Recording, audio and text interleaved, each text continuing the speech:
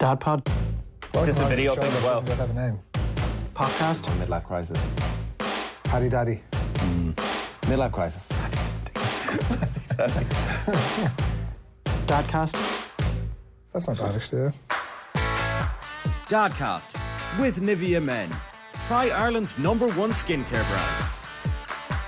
All right, we're back for episode 2. It says here, this is the content I came here for, says Gavin Whitehouse on our YouTube channel last week. Good man, Gavin. I'm surprised that we made it to an episode 2, but we did. I need to start getting some of that Nivea stuff. You start, forehead's a bit dry, I find. Oh, yeah? Just use my wife. It's the only way, isn't it? She's not happy about it. Costs a bloody fortune. She knows when you've been at it as well. It's like gone from this lovely smooth thing to like a big finger and she's dip, like, it's like a tiny little bit, you know, and it's like, that's all you need. I'm like, once every 3 weeks. Why haven't I seen an improvement here? Why am I getting so old? Don't be so harsh on yourself, Nathan. You're looking very youthful. Well, you don't. The thing about the Dadcast YouTube channel is that the last episode, or one of the very early episodes of Dadcast, comes up, and it's fair to say. Oh, really? You in particular. Oh, why can't we delete that stuff? I was just about to comment, actually, because there's a photograph came up recently of, I think the 4 of us are on it. We're on top of Crow Park, holding Sam Maguire, and Lee McGuire. That's what they know about it, Donna Mayo. Yeah. Sam Maguire, what? We're on top of Crow Park for some photo shoot, and I was looking and going, geez, Adrian Barry's the only one of us who hasn't aged considerably. Well, not according to Jared. I think that there's one from Shots fired 3 years ago where, you know, the second and third kids in particular, they're the ones that are going to tip you over. It does feel as if you're just in a maelstrom of madness, obviously having the youngest kid amongst the group. Dave McIntyre's with us as well. Dave, how are you? Hey lads, feel a little bit left out given that you're all back in the studio, all cosy together again. Are you a bit stressed after the school run? We made you run very quickly after the school run back to us. No school run today. No, I was driving for the last couple of hours before we started to record. We were down in Centre Parcs for a few days. Oh. And we had a great time, amazing time. Sorry, scrap my free Nivea intro. Centre Parcs is what we're looking for. We'll take anything that's going. That's incredible. It's just brilliant fun. Ollie Fogarty 8282 on YouTube last week says, lads need to do a Dadcast roadshow. And also then he says, Dave McIntyre, I got my snip the weekend of the Masters in Augusta, a whole weekend watching golf. Oh, nice. Yeah, well timed, well planned. Good thinking. We could do a roadshow in Centre Parcs where we just shut the door. Only dads allowed. Oh, I was going to say, yeah. So you wouldn't be bringing the family with you? No, the family can also be in Centre Parcs. Somewhere else. Like 2 or 3 hours of a Friday evening. Oh, yeah. 2 specifically for Adrian Barry. One is put your finger down, Adrian, says Sean XOC 2080. That's from last week. I did chat to the GP about that since we were chatting. And it's no longer a finger, it's a blood test. Blood test, yeah. Is what another of our commenters said. Yeah. I had a blood test done for some other stuff, and then they were like, if you just mentioned that to us the last time, now you got to get another blood test. But look, it's not a finger, so. And is the snoring still an issue? That's just it. Who's that for? Just a general one there. It's a general comment. In the general vicinity of Adrian Barry. I wouldn't know. How was Centre Parcs, Dave? This is the most common question we're going to get in now of the people who, like I was last year, going, God, it's so bloody expensive, but everyone says it's so bloody good. Yeah, look, it is expensive, but it's full value for. We were there 3 nights, and the kids absolutely love it. I mean, literally, my 8-year-old was in tears leaving because, and I keep saying to him, well, that's the evidence of a really good break that you're desperately sad that you're going home. Because if you were happy to be going home, well, then maybe the holiday wasn't so good. But the pool area is just off the charts. We'd only been there once before, but there were still a lot of COVID restrictions in place. So I think we were there for 4 or 5 days. You could only get there for 2-hour sessions over the 5 days, whereas it's just unlimited. You can spend as much time as you want there. We did, myself and my 8-year-old and his cousins did the treetop zip line, which is terrifying, absolutely terrifying. But we got through it. The good thing about it is that once you're hooked up to that zip line, there ain't no coming down until you've completed the course. There's no way off. So that was amazing to do. And we did some laser tag as well, which is just, the kids love it because they're kids, and the adults love it because they get to be big kids and you're running around. It's like outdoor quasar from back in the day. Just great fun. You are on the zip line with them. Well, we're all hooked up to the zip line. You basically get attached to it while you're still on the ground, and then you just make your way up to one of the towers and the obstacles that you go through, and you're bringing your link all the way through with you across the zip line. And then there's about 4 actual zip lines that you do, traverse large expanses of open space that's way below, including the last way one. below you. I was my when we were there last year. My 8-year-old and 9-year-old is the word. Did the zip line with my wife, and I was very jealous looking at them because the final zip line is about half a mile across a lake with the lake below you. I was thinking they're definitely going to get to the top of this and say no thanks, but no, not a bother. Why didn't you do it? I had to mind the 4-year-old. And then it takes about 45 minutes. What's the youngest that you can? There's probably a height. Is there? Thing, I suspect. That'll be controversial now if 2 out of the 3 could go and the last one wants to go. Mm-hmm. Yeah, it's always a bit of a problem. So we've lost Dave's audio, by the way, which is... He's You're chatting gone, to Dave. no, it's all right. He's chatting to Catherine outside. We're fixing it there. She's sick of listening to him. It's great that you radio professionals understand what's going on in the background there, and we're filling as opposed to drawing attention to it. But well done, lads. Well, Dave's also... You've only done your 10,000 Anyone hours. who's watching us on YouTube, people are watching Dave looking confused and ripping his headphones out in disgust. Shaking ahead, a bit of anger coming from throwing them on the floor. Dave, Can't hear us now either, so confused. there's no reaction. Dave's going to be bringing the black bag in. That's right. Get We'll all be your going stuff. into it, yeah. All your stuff thrown in the bag. He's not happy. Great fella, though. Good name for a podcast. Dave and confused. That'll be a better one. Yeah. Tomas has been in touch to say 2-year-old and 8-month-old boys. 8-month-old refuses to sleep any longer than 3 hours at night and wakes up the 2-year-old. The 2-year-old then wakes up the 8-month-old. Once he settles, they're like the Legion of Doom from 1990s WWF. At what point can I acceptably ask them to move out and get their own place? Now, where do you live? Because if you live in Dublin, you're screwed, as we've decided previously. Like, Yeah, 'cause they're gonna live with you forever. Yeah. They're going to be there, like fully grown men. I think trying to get them out of the room as a short-term measure. The same room. Is that what's happening? They're coming into the bed. It doesn't say anything about coming into bed. What ages are they? 2 and 8 months old. Oh yeah. The Legion of So Doom they're- thing, was that not like a tag team Yeah, it was, wrestling. that they're coming into the bed like? Sorry, have I missed? I don't know. No, there was just tagged. What he means is, so one is awake, and then he's tagging the other one to wake him up. Yeah, and then they get it? settle and the other one wakes them. I'm with you. Yeah. So it's What this he's saying, rolling- he's in a circle vortex. of hell. We've been But there. we don't know if the 2 kids are in the same bedroom, though, do we? Well, they must be close enough for one of them to be able to wake the other one. Yeah. Well, if they're in the same room, maybe they need to be separated just for a while. Not everybody has the luxury of having your 18 bedroom house, Dave, you know. I'll just stick one of them in the attic or the shed. We've a bit of that going on at the minute. 6, 4, 1, and they are the 1-year-old is probably the better. Actually, no. In fairness, he wakes up every now and then as well. But there's definitely a bit of tag action going on between the other two. They're just like, and I don't know what to do with it. You're just so tired. It's like you just sleep there. I don't care. It's like the best thing to do is for you to go back into your own bed. But the best thing for me right now at this exact moment is if you lying here means that you're going to sleep, then let's just go with that. But it can often end up that there's often 4 in the bed, occasionally 5, and all the time 3. If this was 3 years ago, I would have made my own gag there, but we've all you're just matured. tired. We've all God matured. damn it! I just couldn't get that. We've all matured / are petrified to say anything in case it comes back to what bite us. about the kids? Way hey. Oh yeah.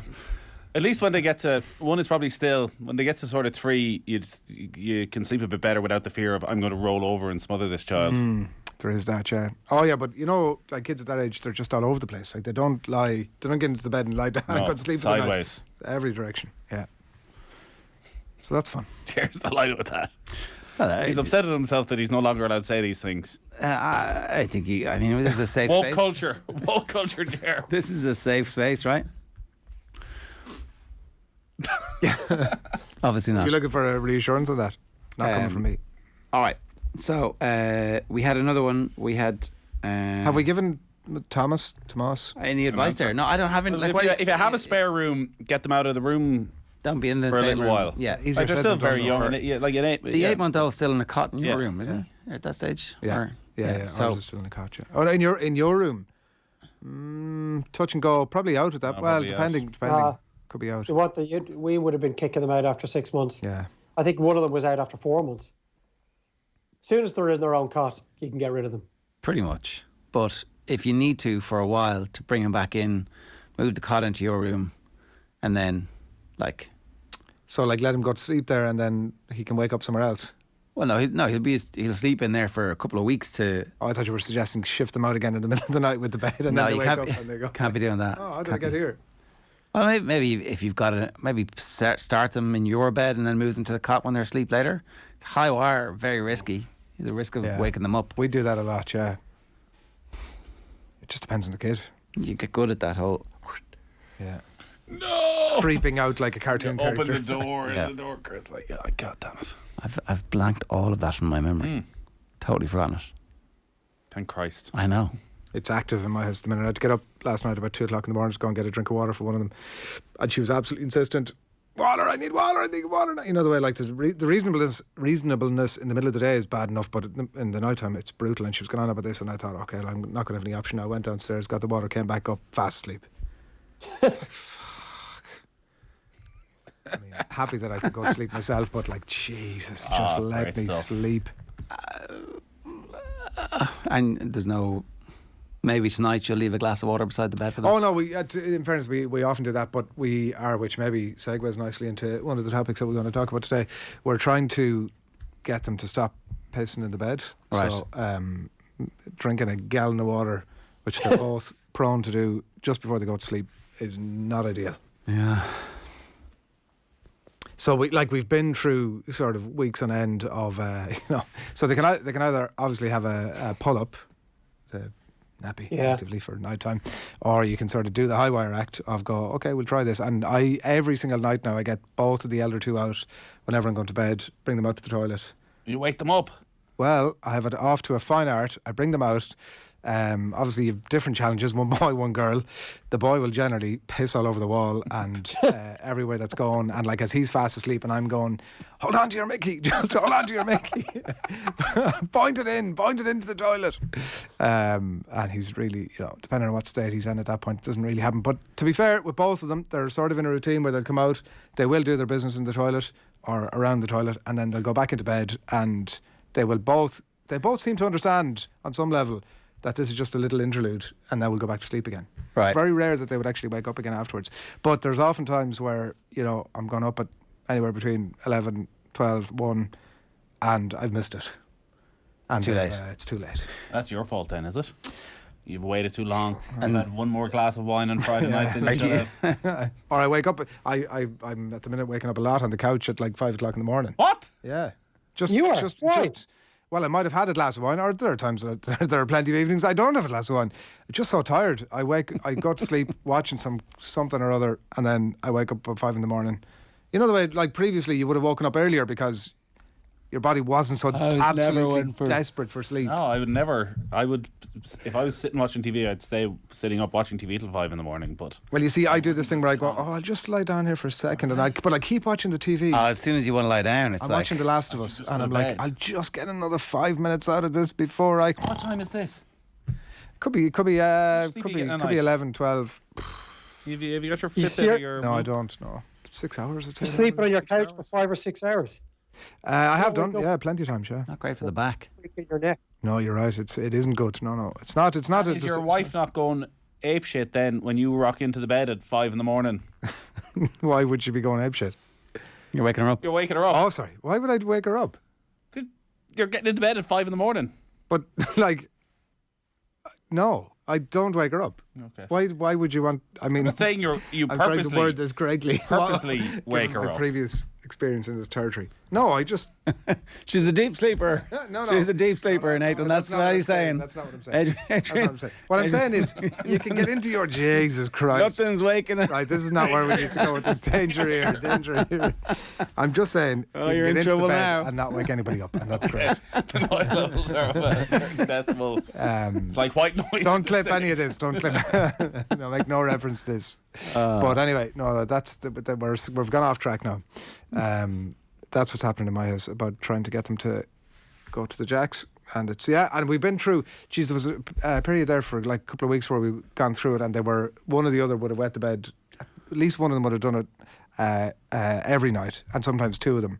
And so you're like, it's amazing how I don't know if you remember when you were kids, but if on occasion where you'd have a bit of a leak yourself, in my house it'd be like you could either sort of go to the other end of the bed or you could just figure it out yourself. Often you just end up lying there and that'd be it. That's another podcast. Whoa. But now, geez, the stuff they have is amazing. Like they've like a little sort of damp-proof sheet. It's some sort of, I don't know what it's made of, sheet that you can just They're put very down. warm though, aren't they? But you would line it and you wouldn't even know there was anything there, whereas like, I think back in the day it was like a big plastic job. But so they have loads of stuff there that can help you, but at the same time you still have to spend the 10 or 15 minutes going through the rigours. And would you not just use the nighttime pants? Well, they have to come off that at some point. Well, when they're ready. Yeah. When is that like? I don't know, but it's as Like far they're as not I going know. to be still pissing themselves when they're 50. Well, potentially. That's another podcast. That's right. Comes back again in your 20s. Yeah. At some point, they'll start waking up and walking to the toilet themselves in the middle of the night. Yeah. Oh, do your kids do that?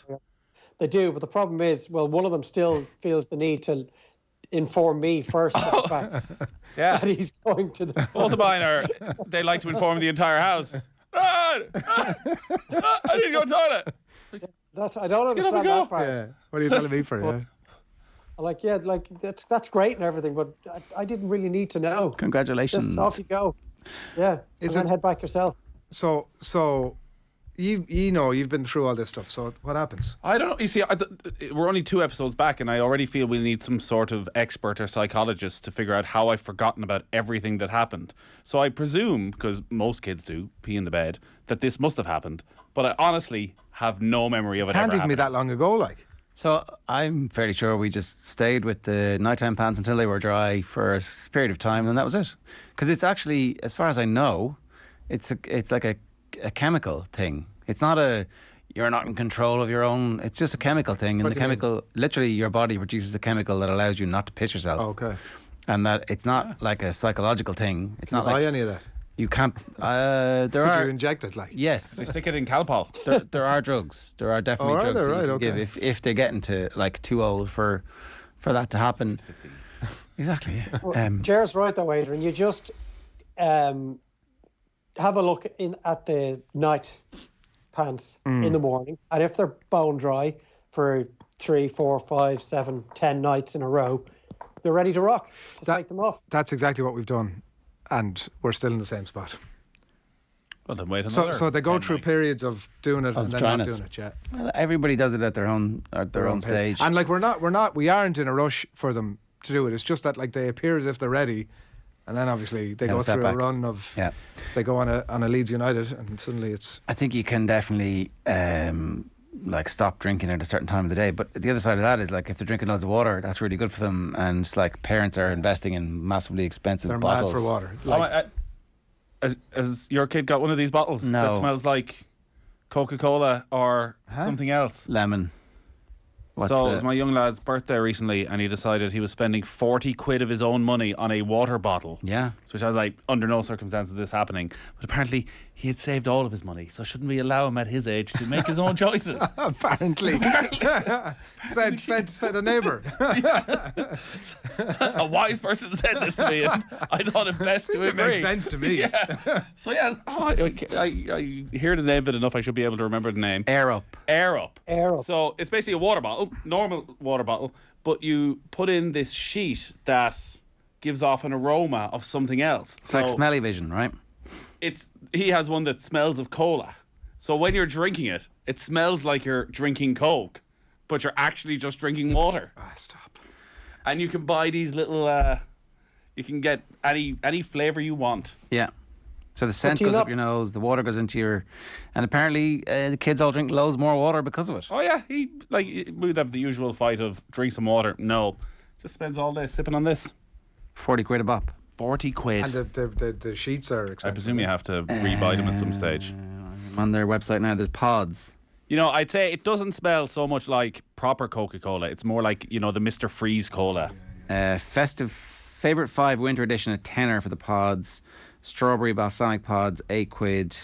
Cherry cola pods, 9 quid. And how long would they do you for? Guava pods, I'd say they'll do you for as long as the novelty wears off of ever using it again. 15 litres. Before they leave it at football and it's never seen litres again. is nothing. No, it's nothing. Jeez, for that price. It's probably a month. But at that point, before they leave it at football and never use it again, at what point are you justifiably allowed to roar at your children for refusing to take responsibilities for their own stuff? Dave, it sounds like you've already reached that point. Well, I haven't quite yet, because I think it's unfair, like, to be saying to an 8-year-old, well, you should be looking after all of your own stuff. That's your responsibility. I'm not buying a replacement pair of goalie gloves or shin guards or a mouth guard or whatever it is. But then I'm thinking, when I was 8 years old, was I responsible for my own stuff? Most likely not. And was also leaving stuff behind left, right and centre. You want them to understand that money is finite, and that everything can't just be automatically replaced within a couple of days because you're not taking good enough care of it. But like, I guess it's up to us still to turn around as you're leaving every ground, every park, every pitch. Have you got your shin guards? Have you got your gloves? Have you got your boots? Have you got your mouth guard? I have a water bottle up at the club as well. Yeah. There is a bit of that though, isn't there? I have turned around to my kids recently, and it's happened a couple of times where I've just been about to go, "You're acting like a bloody child." And I realised, oh, wait a second. You're not a baby anymore. I know, you're only 8. But yeah, but then I do remember rocking up for my first ever soccer match at under 10 level in Westport. And No boots. my dad going, "Where's your boots?" I'm like, boots. yeah. At least they generally have the boots on. It's how long it takes them to get the boots on and the socks on. And it's like, so the entire weekend is spent with him talking about soccer match. Oh, like, what time's the match? Who's on the team? Who are we playing? What have their results been? What we're going to do this and this. And then the match is at 10:30 and we need to be there at 10, so we're leaving at 9:30. At 9:25, he's like lying on the couch, not dressed, no breakfast. Like, this was your highlight of your weekend. Now you can't even be bothered. Where's the motivation? My anger levels get very I'd say very. this is not a true representation of Nathan's actual tone of voice. No. Good Or insight. the energy he brings to the conversation has been somewhat underrepresented. That's a line that has been trotted out to me, all right. The energy of bringing.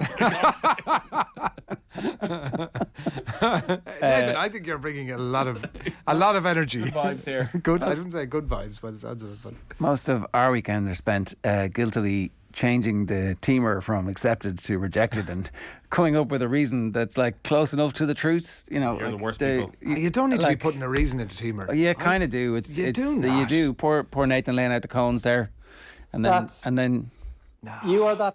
You're that parent. Yeah, he's that guy. Oh Well, my God.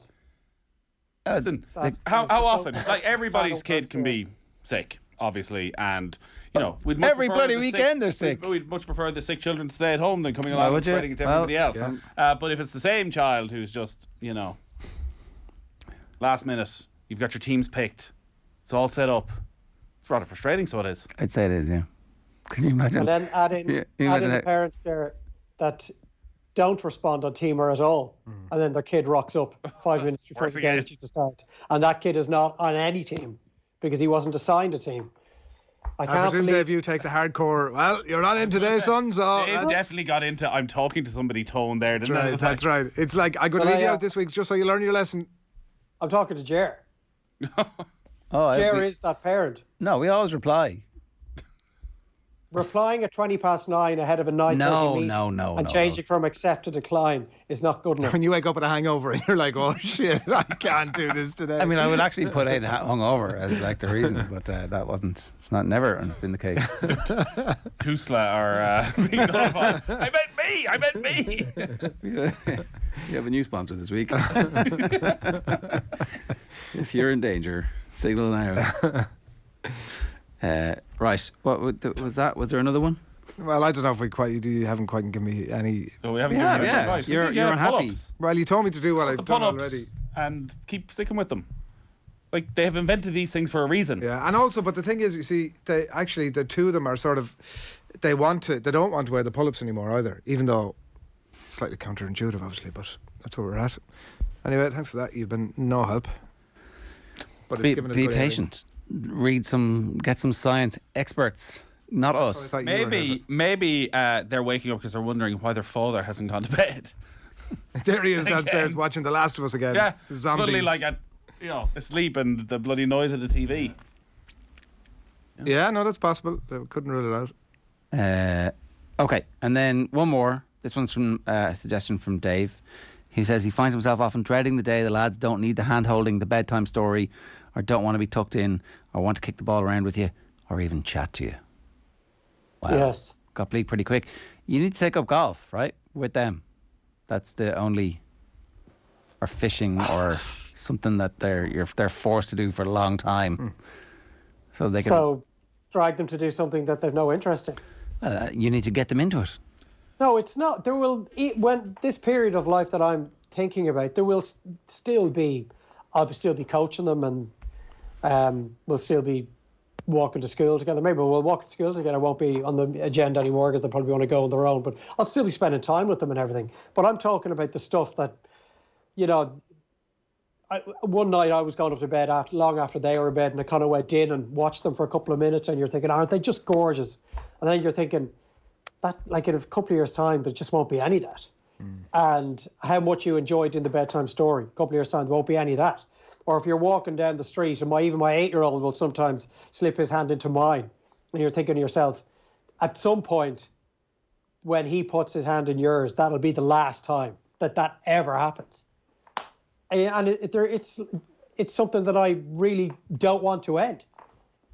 So it's not like it's that period of time between where they are now at 6 and 8 and empty nest syndrome when they've left completely. Although, as you guys keep saying, we live in Dublin, so that may never happen. But the days I'll always remember those days where they did need to be tucked in and have the bedtime story read, and you know they come roar if they fall and scrape their knee, they come sprinting over to you. Where a couple of years' time they'll fall and scrape their knee, they'll just shrug it off. They'll have absolutely no interest in telling you about it. So I'm taken from this wall of silence and complete lack of response that this is not a thought you have your that moment, has ever Dave. I crossed was your going mind. to put the I think that's beautiful. I put the Tommy Tiernan on the bus and Father Ted Radiohead exit music for a film just behind it. I think that's beautiful. Add to the That's why sadness. I'm happy for you to But keep going. it's a thing, isn't it? But do you not get does it not get replaced with something new all the time? That something different. You get a different buzz out of. But the fact that it's different, the very nature of the fact that it's not hand holding and the stuff that there's definitely sadness about that. I think that the teenage years are supposed to be pretty bleak. We made reference to this last week. That that's it. No, you're right, Dave. It's this podcast is going to hit a second high in about 5 years' time when like the four of us are just like, oh my god, I hope my child does listen to this podcast. There's a light at the end of that tunnel, but it's teenage years train coming towards you, and it is going to absolutely tear you apart. Which will make you long for these days even more. Yeah, exactly. Yeah, you put in a piece from A.A. Gill, but you should be aware that you can't be prepared for it. Nothing prepares you, but you shouldn't be surprised. The funny and sad thing is that the time when it's easiest to say it, when there is the greatest paternal emotion, when it's most obvious and strong, you never remember. Those first years, when you can't blow your own nose, when your father picked you up and rocked you and watched you speechlessly as you slept, are blank. Later, as you grow up, the relationship is muddled with practicality, with the resentment and the accidents, with the dull rigmarole of discipline and bedtimes and homework, inappropriate behaviour. Yeah, I mean, that's beautifully written, and it just sums it up. Like, the time when you are at your most devoted as a dad is when your only reason for existing is to keep them existing. And everything else just is so insignificant. You're not worrying about school runs and lunches and have you got your goalkeeper's gloves and your shin guards and your mouth guard, and why have you lost your water bottle again? And you think I'm going to replace those bloody football boots for the third time? No, you can't play the Nintendo Switch for a second hour. Whereas in those days, you are literally there to make sure that they stay alive. And you stare at them when they're sleeping breathlessly, going, God, they're just so amazing. And it's like we've all held the mirror above their mouths when they're in bed, when they're very young, to make sure that you're catching their breath against the mirror, to make sure that everything's okay. Like, when can you ever be more dedicated as a dad than you are then? Because you're not distracted by anything. I don't know. Maybe you are never as dedicated again, but as Nathan says, it turns into something else. And you just got to find things to do with them that they're interested in. If that means understanding fucking Minecraft, then tough shit. That's the tough part. So I go to Rovers with my kids, and I was starting to get really annoyed at the amount of shit they wanted at the game. So it was like, I want a bottle of Fanta and I want a bottle of Coke. And I'm like, it's 8:30 on a Friday night, you're not having a bloody bottle of Fanta. My wife's like, but like, if they really want to go to the games because they're getting their bottle of Fanta and bottle of Coke, like, they don't want to go every week. Like, they're not at a stage where they want to watch a full 90 minutes. I think we should replace you with your wife, to be honest with you. That's the most common sense that has been spoken. I think it's clear. She just sends, she's a better human being. Oh well, sorry. absolutely. But that's the thing. Like say with play golf with them. It's how do you find a way of getting them into that keeps them with it, and it's not when they're 14 that you're just dragging them out. Yeah, and they resent you. Well, that's going to happen anyway. But for those 4 hours on a Saturday, maybe they won't resent you. Yeah, maybe try 9 holes instead of the full 18. Or crazy golf. Like, do you look for appreciation? I guess the appreciation at that age, when you're talking 0 to 3 there, the appreciation is just the. What do you mean? From the kids? From the kids. For them to be appreciative of you. Yeah. Do you expect your kids to be appreciative of you? You expect it. You just, in my experience, it just never turns up. But I find it a privilege to be in a position to be able to do all these things that we're talking about. Like, it's such an honor to be able to be like involved in trying to shape tiny little human beings like that need you to show them every single step of the way. I mean, in fairness, genuinely, right? No, I'm not saying I feel like this all the time, but when I step back a little bit, when I'm not falling asleep in the couch at 5 o'clock, I do genuinely. I'm not. That's not a. There was no qualification for it, though. You just, no qualification. No. I mean, if I could do it, it's anyway. But so there is that element to it. But there's also the stuff that Dave was talking about there. Obviously, been small kids, and you're all further down the track than I am. But even in terms of your own, Dave sort of said something very interesting there. Many very interesting things, but one particularly about how devoted or dedicated you are to. You're keeping them alive. You're looking after their sport. You're looking after the kid.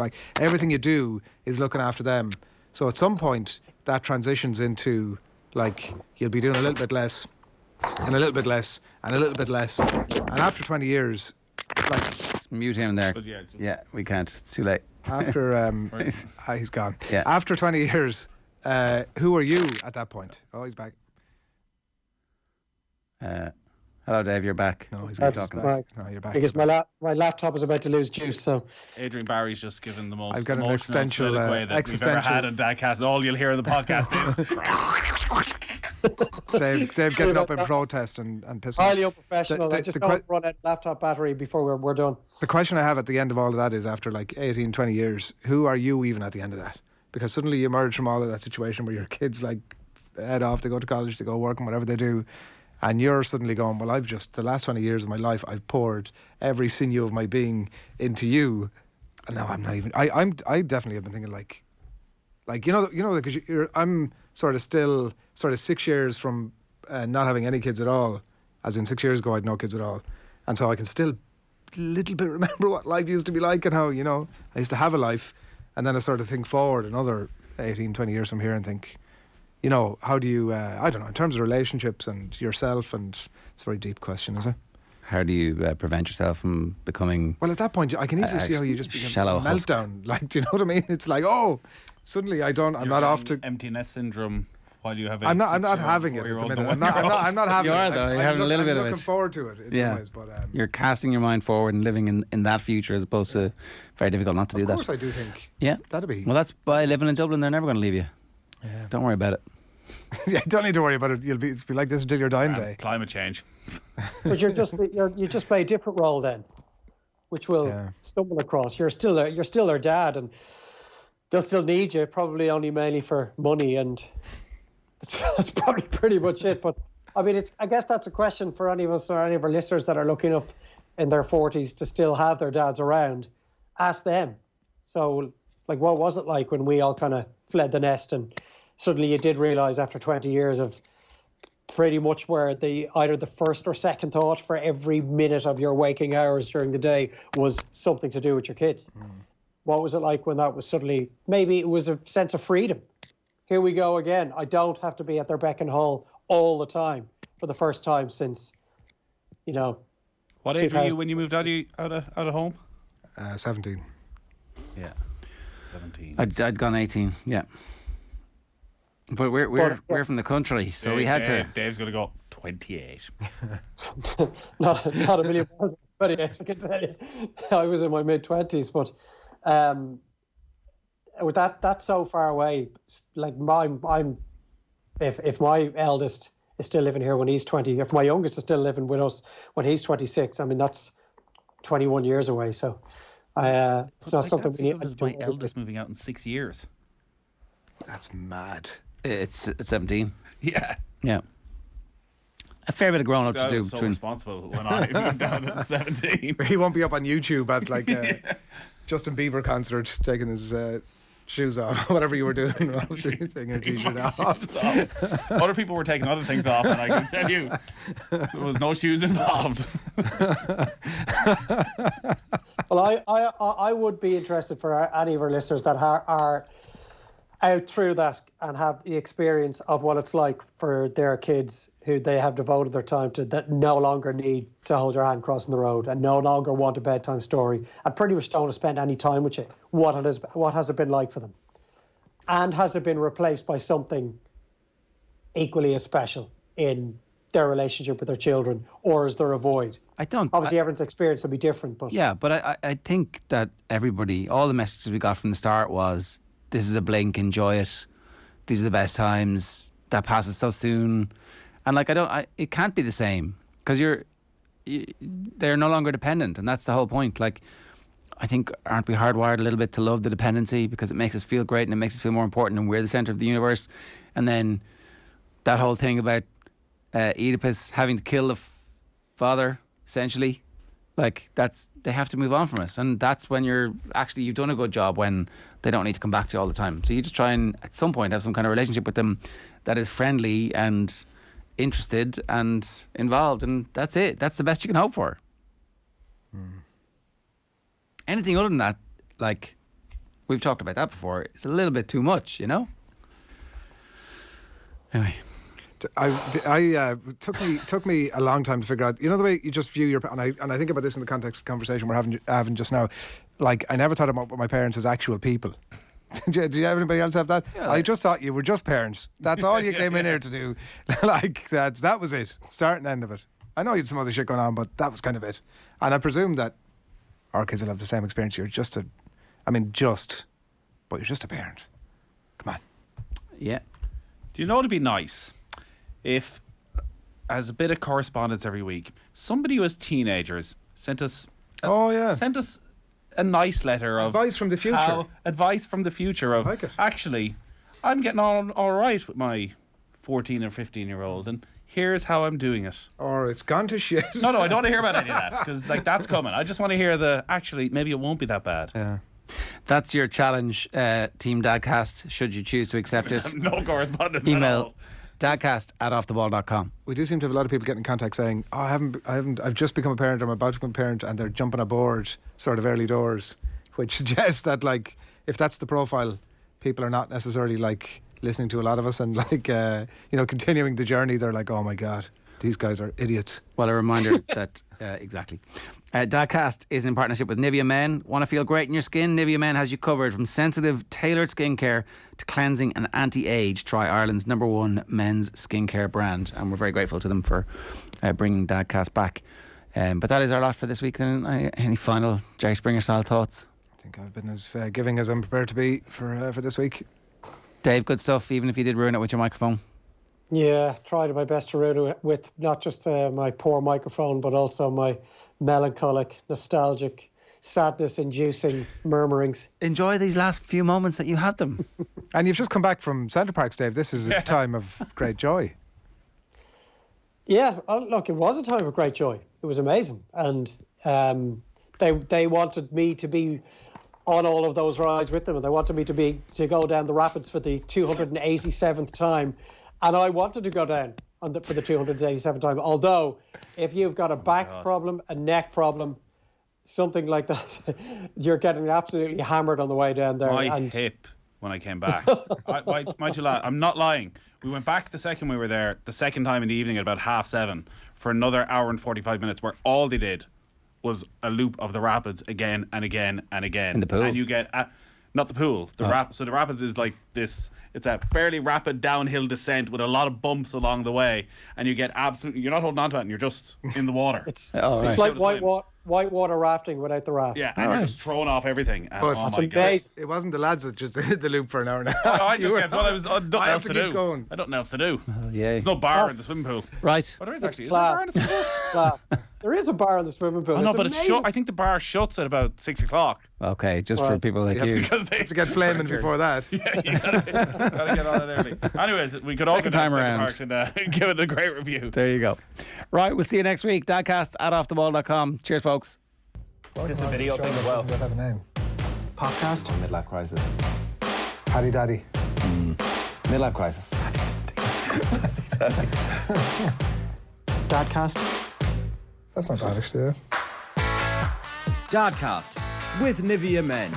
Try Ireland's #1 skincare brand.